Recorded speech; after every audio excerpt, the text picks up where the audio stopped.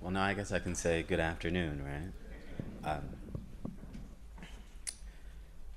I'm just going to hop right into it, but I do want to thank the organizers for this amazing colloquium. The few times that I've been able to come to Howard for this event has always been really kind of kind of scholarship forming for me. So it's nice to actually be up on stage and talking. I feel like I've graduated to the the centers of Black art, right? So I'll just hop into it. From January 15th to February 12th, 1977, thousands of artists, writers, and musicians descended on Lagos, Nigeria for the Second World Black and African Festival of Arts and Culture, or Festac. Enormous in size and scope, Festac was attended by a reported 17,000 official participants from around the world, with the United States zone sending 482 official delegates. Now, Festac coincided with the airing of the seminal miniseries Roots, adapted from Alex Haley's famous chronicle of slavery and survival, which aired 8 consecutive nights to a record-breaking audience. The notion of roots characterized the zeitgeist of Festac, and the possibilities of mending the rupture of slavery through a return to Africa seemed to dominate American accounts of the festival. As the editors of the May 1977 issue of Ebony asserted, quote, 533 years after Henry the Navigator sent his first slave ship to Africa, the sons and daughters of Niele, Kunta Kinte, and Tomba went home to put on the biggest family reunion in human history. Yet if the ships of the Atlantic slave trade were a subtext to American participation in the event, so too was the marvelous speed with which return was made possible in the context of air travel. As 2 jetliners shuttled U.S. participants to the event, the sudden proximity of Africa reflected Black stakes in the jet age, a time that fostered an increased internationalism in African American art and brought forth new possibilities of diasporic return to the continent. As Elsie Washington recalled her journey to the event, quote, the night before, I and everyone on the flight had seen the closing episode of the television version of Alex Haley's Roots. What a moment to be Black American en route to Africa. Although it was my 4th time to the continent, I felt as if I was fulfilling the young hero's dream, as Haley told it, of returning to Africa. We were all Kunta Kinte, Haley's Gambian ancestor, and when we touched down on Nigeria, a loud, long cheer went up. We had made it safely back home, end quote. Now, Festac has its own roots in a long history of Pan-African gatherings in the 20th century. These events were a touchstone of Black internationalism that stemmed from the precedents like the 1900 First Pan-African Congress in London. This is the second iteration of that in Brussels, organized by the Trinidadian-born politician Henry Sylvester Williams and attended by such luminaries as W.E.B. Du Bois. Subsequent congresses occurred throughout the first half of the century. The Congresses of Negro Writers and Artists of 1956 and 1959 were similarly important. But the main difference with Festac is that these events took place in Europe and were experienced through the veil of colonialism. The transition to the African continent of such events coincide with both the emergence of independent Africa and the expansion of commercial jet travel. The first World Festival of Negro Arts, or FESMAN, took place in Dakar, Senegal in 1966. It is important in that it introduced the concept of Festac, that Festac was built upon, and it used Leopold Senghor's notion of negritude as a means to propose a global Black world.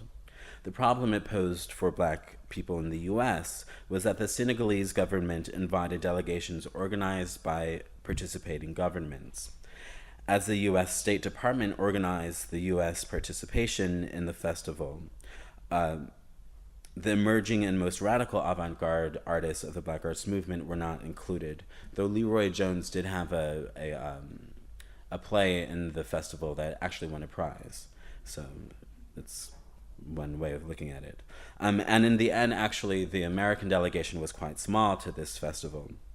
As Hoyt Fuller, the important critic and theorist of the Black Arts Movement, wrote, quote, "One of these days, the awful story of the American Secret Service's role in the First World Festival of Negro Arts in Dakar in 1966 will be told, stripping of honor certain esteemed Black Americans who lent prestige to an effort to hold the barest minimum political impact of that unprecedented event," end quote.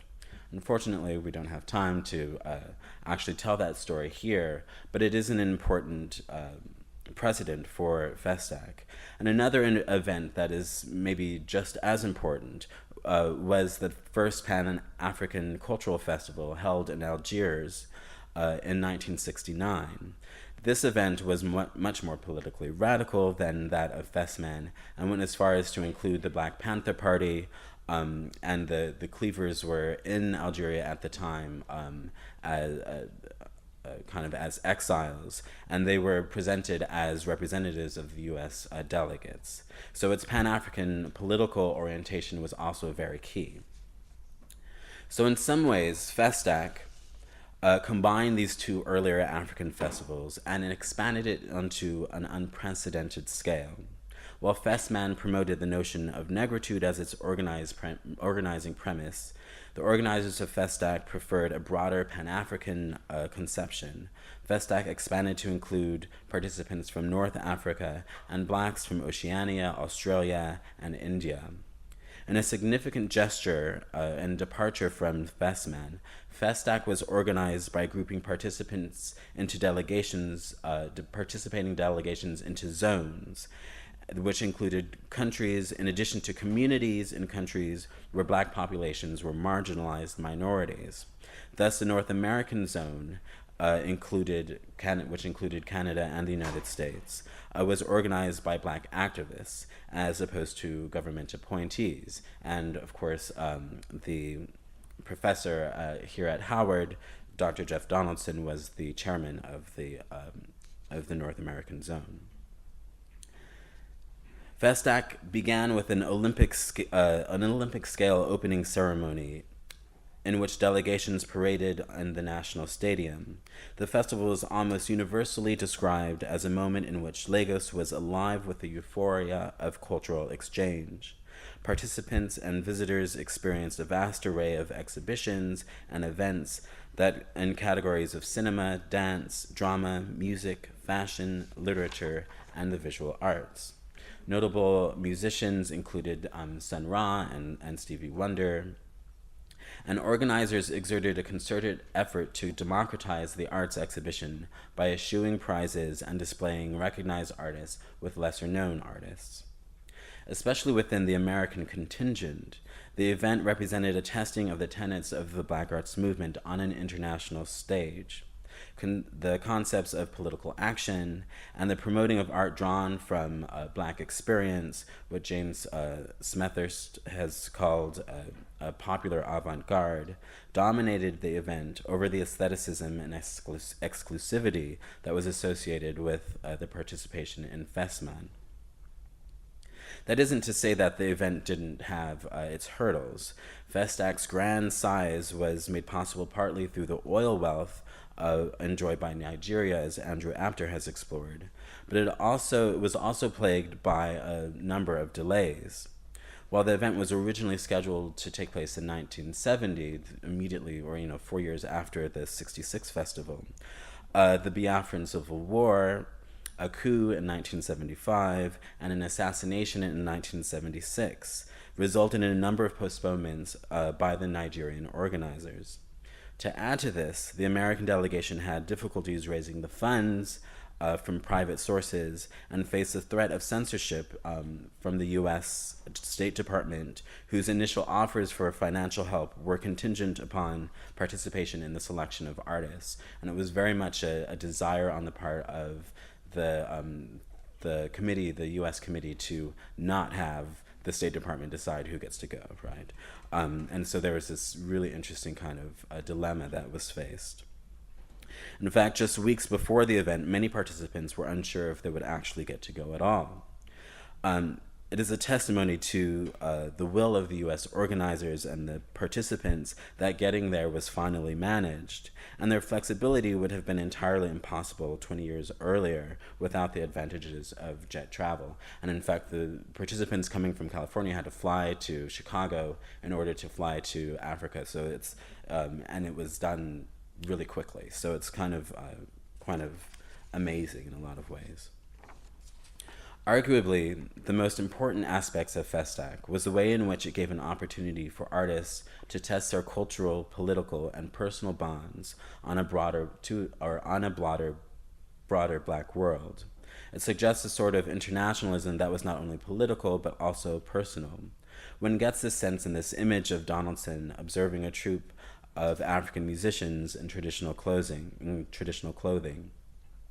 His dress stands in extreme contrast to the traditional garb of the numerous musicians that dominate the scene, yet his stance, appearing as if in the middle of a dance step, suggests a communion between the performers and Donaldson through music, and connection was the order of the day.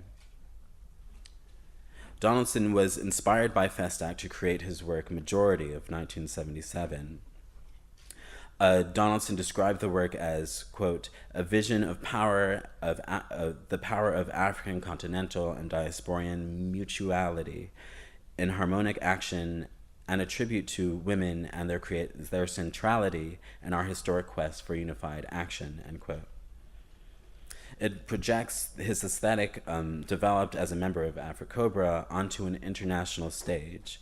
In fact, the flags that are the nimbuses of these empowered muses are taken from the participating countries, symbolizing, quote, that the sun never sets on the sons and daughters of Africa, end quote. And to kind of show another artist that is kind of in a lot of ways seemingly completely different, but I think that there's a similar logic that is at work in these works. Mel Edwards is arguably uses a similar stance, though his work is an entirely different aesthetic form. Festac inspired a similar dedication to connecting to Black experience on a global stage. His public sculptural group, Homage to Billie Holiday and the Young Ones of Soweto, made for Morgan State University, a historically Black college in Baltimore, Maryland, was completed the same year he traveled to Festac. His large-scale abstract sculptures often appeal to a sense of an embodied presence of the viewer, and you kind of have to walk into them and among them. And his use of his work as an homage to the jazz singer Billie Holiday and the children of the 1976 Soweto uprisings against the apartheid regime in South Africa calls upon the embodied viewer of the work, and most of them would be Black students at Morgan State, to imagine their connection to a broad international Black struggle. Festac was one of the places that sort of imagining was made real and palpable. Now, arguably, the actual experience of travel to Africa through Festac opened up a range of possibilities for connections for the participating audiences. And if you think of the ways in which we live today in this moment where the flow of information and people and commodities take place at breakneck speeds, and one can could follow the unfolding of recent struggles in South Africa at the same Facebook feed as they're following the hashtag Black Lives Matters, one sees the ways in which we project our subjectivities onto a global stage and create a global community. And I think in a lot of ways we can look at Festac and the way in which this global community and imagining of communion with a broader Black world serves as a route to this particular moment. Thank you.